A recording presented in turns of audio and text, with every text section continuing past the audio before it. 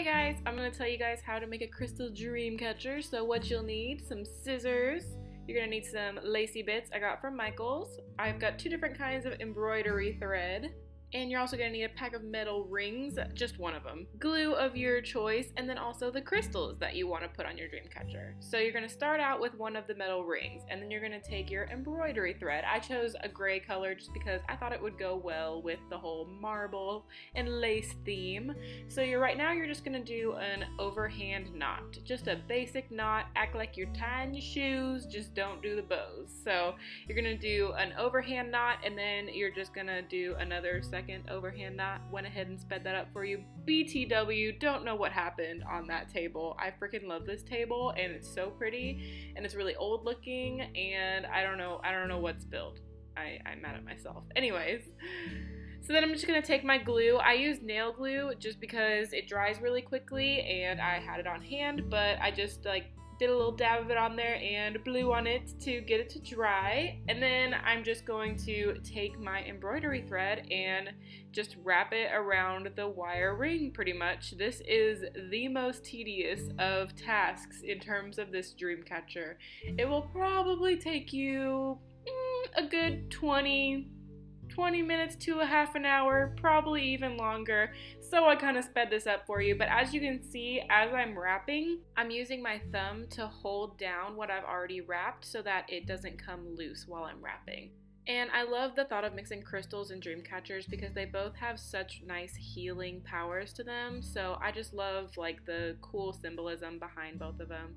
So then once you get to about halfway between wrapping, I take some more of that nail glue and I just put a little dab of it on there just to kind of secure what I've already done. And let's not undo all of the wrapping that just took me 10-15 minutes to do, and I cut it out because this video would be so long if I kept it there. So then I'm just kind of holding and wrapping again. And since I have the little thing called the magic of YouTube, I can do this. So it's already done for you guys, and then I just take a little bit more glue and secure what I've done one more time. You'll see that's a reoccurring theme. And then I just sort of cut what I have left over. I didn't cut it initially because I never know how much I'm gonna need or how much string I'm gonna need. So then I just do another set of overhand knots just to keep it secure. You want this thing to be as secure as you can make it because you're hand making it, and whoever you give it to, or if you're making it for yourself, you want it to last them a while. So you just have to secure everything that you do with some glue and some knots.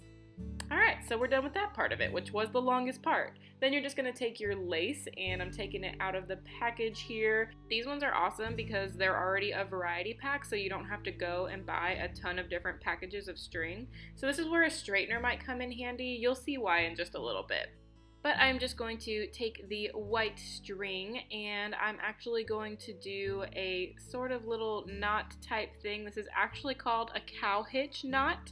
So you're taking the loop and putting it behind, and then you're going to take both of the strings hanging across the other end and you're going to pull them through your loop. I hope that made sense. It's kind of hard to tell with this lacy stuff, but you'll see me do it in fast motion 20 more times. So yeah, that's called a cow hitch. So if you couldn't tell from mine, just look up how to do a cow hitch knot and it'll show you. But it's really simple and it's secure, but it's not so secure that you can't redo it. So if you don't do it well enough the first time, you can redo it over and over.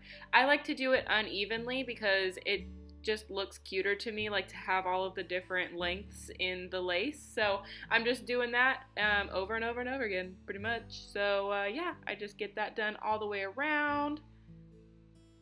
Make sure to pull them so that they're secure. If you want to put some glue on there, you can. But here's where I take my straightener, because you see those ridges from it being wrapped around the packaging that it came in? Yeah, I just take my straightener and I just straighten over the parts of it that need to be straightened out. This is my little trick for clothing items, because if you guys didn't know, straighteners used to be like irons, clothing irons. Like that's what women used to, well, women and men, I don't know. Like that's what people used to use to straighten their hair way back in the day. They would take like a clothing iron and like lay their hair against it. I know your moms and dads have told you stories of people doing that back in the day. So I just take it and kind of straighten out all those ridges on there, make it look all pretty and beautiful. Then I take my white embroidery thread. I don't know why I like to use white. I just think it's cool to have a little bit of a contrast. And I kind of measure out how much I'm going to need and just cut a little bit off of there. This is going to be for the crystals. So then you're just going to take your thread and kind of twist it to get it so that it will go through the hole. I got these crystals at Michael's also. Pretty much everything I got at Michael's. The only thing I don't think you can find at Michael's is the nail glue. But, you know, you can get glue at Michael's. I just like the nail glue because it dries fast. Anyways, as you can see, I am struggling because, of course, when you go to film something like this, you can never get it to go the way you want it to, but these already had holes in them, so I just thread the embroidery thread through the holes, and then I'm going to tie a little knot here. I don't know what this type of knot is called, I'm sorry, but you just wrap it around your finger, and then that loop that you made, you just stick both of the strings through the hole, and you get yourself a little knot. So then I'm just doing another cow hitch loop to get this around the Dreamcatcher. This kind of takes a little bit of trial and error in terms of how long you want it to be. At least in my opinion, I just keep doing it until I have it at a length that I want it. Unfortunately, this first time that I did it, I'll show you guys kind of. I was a little bit out of frame, but it was hitting the bottom of it, and that's just not what I was going for. So I had to take it off of there, and here's a little sped up clip of me untying the knot, which took a good couple minutes just to get it untied. So then I'm retying it just a little bit shorter on there, but same kind of knot, same situation. Then I'm just doing another cow hitch knot and putting that on the actual Dreamcatcher, and I'm trying to get those two top little strings between it. You see here in a second that I fixed it and put the two the two little things in there. But yeah, then once I get it all situated where I want it on the Dreamcatcher, I just take another little dab of glue and put that on there. Then I actually cut the little bit of tail off just to have as little of that as possible.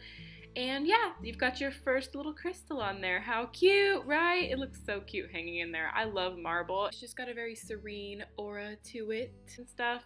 So then I'm just doing the same exact thing for the other two crystals that I'm gonna have hanging in there. But this time I'm making sure to cut two strings at the exact same length so that both of these crystals will hang as closely even as possible. You know, you can't be perfect. I'm not a perfect person. But I just do the same thing. I knot them around and then I tie them in a little knot. It's cool because marble is actually really cool for self-control and weirdly enough, recalling of dreams. So it ties together. Now I'm just making sure that both of my knots are as close to the same length as possible. I got it pretty close. I gotta say, it was pretty good. Then I just do another cow hitch knot to put both of those on there and situate them where I want them to be on the Dreamcatcher.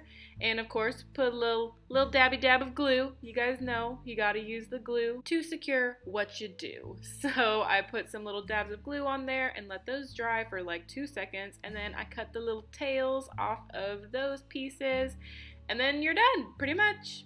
This was actually the same type of Dreamcatcher that I made for Leanne. If you guys know her on YouTube, she's Leanne Says. But yeah, that is how I made it, and I think it turned out really, really cute. I love how it's like not a conventional basic Dreamcatcher. It's got the crystals and the lace, and it just looks really cute. But yeah, you can pretty much hang it anywhere at this point. You can hang them outside, above your bed, at your front door, whatever. So I hope you guys really liked this video. Show it some love if you did, and I will see you in my next one. Bye guys!